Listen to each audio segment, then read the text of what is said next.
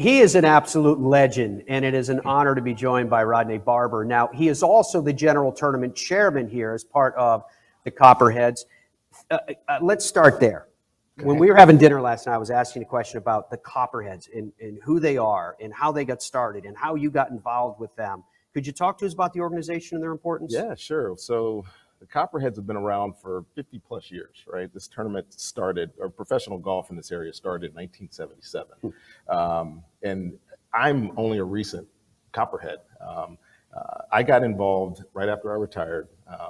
One of our past general chairmen, Les Muma, who's a very big benefactor to USF, invited me to the board. And it's a kind of a funny story, Matt, because he said, would you be interested in joining this Copperhead board? And I said, well, what's a Copperhead? I'd been a member here for 15 years at Innisbrook. I didn't know what the Copperheads did. Right. I knew it was a golf tournament. I knew they were associated. I didn't know by paying dues if I was a Copperhead or not. But doing some research into it after he asked me, I said, absolutely, I would join this board. And now 7 years on, I'm general chairman. So this is it's been a fun ride. I've learned a lot about organization, leadership, obviously now that I'm in this position, but what it takes to put on an event like this. You know, it's easy to sit in the periphery and just kind of watch these great things happen at this golf course and with this tournament. But once you see how the sausage is made, it's a little different undertaking. Oh my gosh. It's been very enlightening. The logistics and everything else goes into it. You're talking about hundreds of thousands of souls that are going to come through these grounds over the course of years of this tournament. Now, to these grounds themselves, and you mentioned that you've been playing here for years as well, this is such a unique golf course. Sure. When you look at the objectives of what you guys set out to do from a charitable standpoint, from engagement with the community and the corporations and the businesses and the fans, how does the physical layout work, the logistics side work with what you need to accomplish? Well, I think Packard, right? He's the one who designed this golf course. You could tell he designed it for viewing golf. A lot of our holes intersect. You can cross over from, say, 9T over to 11. It's pretty unique design, and I think Pro Sports and the Copperheads have really done a great job making fans or patrons come in and be able to dissect the course and get to wherever you want to on the golf course. There's hospitality starting really once you walk into the gate, but from 4 all the way through the back of the front 9 until you make the turn, and you're always going to be entertained. And I know Tracy talks about this being an event, but it's really just it's more than an event, because yes, you're watching golf, but in reality, you're going to have a good time. This community, I mean, I've been here for 25 years. This community likes to have a good time.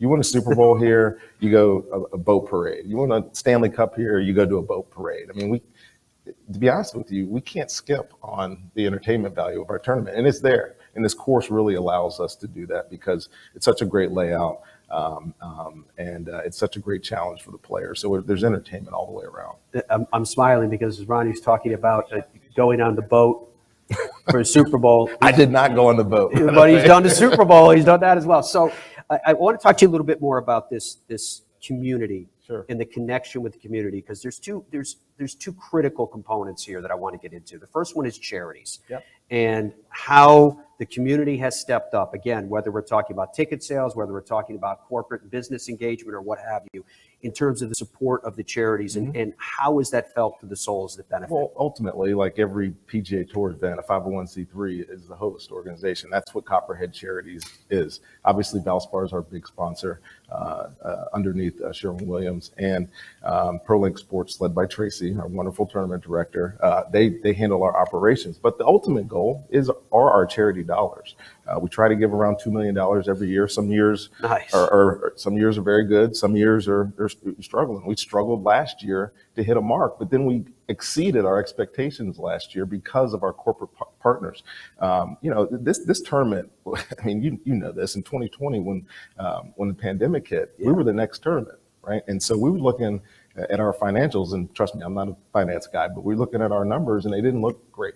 But because we had great partners and people that stuck with us, we were able to turn it around last year, 2021, and far exceed what we expected. And our past general chair, Jim Ice, that was his ultimate goal. no matter what we do with the golf tournament, we are going to be able to impact this community. And we did. We gave $1.6 million to charity last year, which was, I think all of us, for us, it was a surprise. But looking back on it now, because of the group that we have, because of our leadership, it's not a surprise. We were where we were supposed to be. And it really gets us excited going forward, because 2022, everything's bigger. We raised our expectations. And I think my brother says this a lot, but success is intentional, right? And in order to find success, you have to plan for success, and we're planning for bigger and better things. And hopefully that materializes this week. We hopefully have a great week in the second week of March, and we give a lot more dollars to charity. I definitely want to tap into some of your and Tiki's wisdom in a moment. But now to this point of the charities. Mm-hmm. Big numbers are necessary. Sure. And very moving, but nothing is as moving as when those numbers trickle down and touch lives. Yeah. The souls that benefit from the same. What is that like? How does it manifest itself? Just give me some examples of the ways that you know that you're touching lives. Oh yeah. So look, this year we've given out money, and some of it's restricted to people that help us out with the tournament. But this year we created a charity subcommittee. It was headed up by Marcus Green, who's on our board, and we were very specific about the charities that we picked out, and they were recommendations from board members, from people outside of our board, part of our Copperhead group, and we touched the Children's Dream Fund, we touched Message in a Backpack, and all these little guys that probably weren't expecting big $25,000, $50,000 checks from us, and all of a sudden, we've changed their trajectory. Yeah. Right. Last year, one of our bidders was Women of Color Golf. This lady, Clemmy Perry. We were introduced to her. I hosted an event for them during Super Bowl week last year, and by the end of last year, they were PGA Tour Charity of the Year. Oh, and wow. That's immediate, right? That's within a year. We didn't have a previous relationship with them, and within a year, because of the help of our charity, because of Copperhead Charities and Tracy West's recommendation, here they are, and we see it. They strive to introduce women of color to the game of golf recreationally. Yeah, they're not trying to be professional golfers or anything, but just it's an untapped market, and we were able to help them. Does it amaze you, especially coming from the NFL, does it amaze you the way the game of golf can be used as a platform, whether it's a social platform, whether it's an athletic platform, however you want to define the platform, this game can be used to reach and touch other lives? I use it all the time for that, right? To be introduced to people that you would otherwise probably never really know, to do business, really. I mean, I have a group of friends that I play golf with, and almost weekly they're asking me to play with somebody that's coming into town. And next thing you know, we're talking Valspar, we're talking whatever they may be into. And I wouldn't have done that before, but I've been playing this game now since, let's say, '99. And I can't tell you the number of relationships I have because of it. That's tremendous. And when, it is touching too, when you talk about like Blessings in a Backpack, that is an organization that is feeding people who are food challenged. Yes. And that will change the arc. Absolutely. Those checks make a huge difference in the lives of people, and particularly in the lives of children, which is all incredible. This year, 2022, what are you the most excited about? Well, our field, first of all. It's an amazing field. Yes. I could run through the names, but we thought in 2018, when Tiger showed up and George Speed was here, and Rory McIlroy was here, that we had seen the pinnacle of what this tournament could be. And to be honest with you, we realized in 2019 that, you know what, maybe it's not good enough. Our field prior to 2020, the year that we were canceled, was on this trajectory. And now it's every week I get a call from Tracy or an email from Tracy. Hey, we got Neiman to come. Colin Morikawa is in. So if you're a golf fan, this is the best place to watch golf this month. I agree with that. Maybe the players might have us. Yeah, but here you feel, I'm not taking anything away from the players either, but when you're here, you feel closer to the action because of the topography of the land and the way you have it set up. It's fun to be that close to players. So if there's one thing, it's because that I know that our fans and the people that love golf are going to come here and see the best players in the world. And it's a really robust group of great players. But also, I think what I'm most excited about is our advancement as a tournament, right? We've gotten bigger. We brought in more sponsors, bigger sponsors. We built more chalets, which ultimately trickles down to more charity dollars.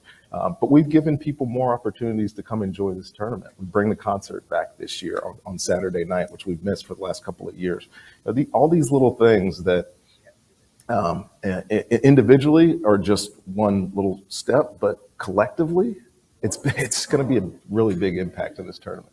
Rodney, while you've been on with me, Tracy just sent me a text, and she said, please tell Rodney that he is our forever chairman of the event. So I was surprising information that we could share with the world right now. Congratulations. Oh, sweet. I don't know what that entails, Congratulations but on that. In all seriousness, though, you spoke about Tiki, you spoke about philosophies and preparation for success. For people that are watching us wherever they are around the world today, I am curious what your message is to those people that have a hope, that have a dream, that have something that they want to accomplish in their life, regardless of size and scale. Yeah. What's your message to those people? So, if I can relate it to the things that I've done in my life, it is about preparation, right? You must have goals and ideas of where you want to go. But you can't hope for those things. You have to go prepare yourself for when the opportunity comes to achieve those things, right? I can give you just a quick story about, my early career here in Tampa, where I wasn't playing. I didn't play as a rookie here. And people remember my 16-year career, but really it was only 15 years. I only played on the actual field for 15 years. But I knew my opportunity was going to come. And so that year that I didn't play, I spent the whole time preparing for when that opportunity came. And when it came, I took it and never looked back. And there's some power in that, because if you're anticipating success right away, right, and then you don't get it, it's sometimes easy just to quit or be so discouraged that you let your disappointment overcome you. But I think having a little bit of adversity, it allows you to say, hey, maybe I need to do a little bit more. Do a little bit more. I mean, that relates to what we've done with this tournament. We had a lot of adversity a couple of years ago, and we prepared for our success. And it showcased in our bottom line last year, and I think it's going to be even more so in 2022. It's interesting, Rodney, how many uber successful people have a little bit of a chip. Yeah. Whether it's a created chip, but more often than not, it's real. Yes. They were either maligned, or they were overlooked, or they were told they were too small, or they were too this, or they were too that. And through tenacity, they overcame it all. You kind of need that, right? Whether it's real or imagined, I think you need that. I would dare to find someone that was successful by chance. It doesn't usually happen, right? Success is intentional. It really is. And did you, obviously in your own life, and particularly you and your brother with what you were doing, you guys were ascending. People knew you had mad talent, but then all of a sudden you take it to a new level. You got to reprove yourself again and reprove yourself again. Could you talk to us about the work ethic? Could you talk to us about the hope? Well, so once you found success and you kind of know the formula, it's up to you to keep reinventing that formula. What's the formula? Well, whatever it is, it's different for each individual. So, say for instance, you're wanting to be, you want to start in college football, right? Yeah. And you finally get your opportunity to start, right? Now, you're starting. What's next? How do you advance from just being a guy that wanted to start that is now starting? How do you become, the best player in the league, right? If you're Tiger Woods and you're a rookie on the PGA Tour and you know that you've got talent and you win the first event, just winning that event doesn't mean that he's going to be the 15-time major champion, right? He had to do something else to accelerate his advancement, and he did. He worked at it, right? Then that formula is probably different than what it is for Rory or Justin Johnson or whoever else, but it's all about taking the next step. And in golf and life and sport, they parallel pretty well. In golf and life and sport, how important then is it to have this vision of yourself as successful that you and Tiki alluded to as well, and then constantly work towards your vision regardless of obstacles? Yeah. That's a great question, Matt. And then the reality of it is for me at least, never being willing to accept not winning, right? Not succeeding. Whether you call that a fear of failure or whatever your definition of it is, the reality is if you can't see it, then it'll never get there. If you can't see yourself being the best reporter on the Golf Channel, then you'll never be there. It's not going to happen by accident, right? And so for me, people ask me all the time, if you wouldn't have made it in the NFL, what was your plan B? And I smile all the time, like I didn't have a plan B. if plan A didn't work out, then this doesn't matter. Then you're not even asking me this question, right? So it was always plan A, and whatever it was gonna take, I was gonna achieve in plan A. Plan B is now being a general chairman of Copperhead Charities. Well, to that point, with the Copperheads, this idea of never staying in one place, you're either always ascending or you're done. Yeah.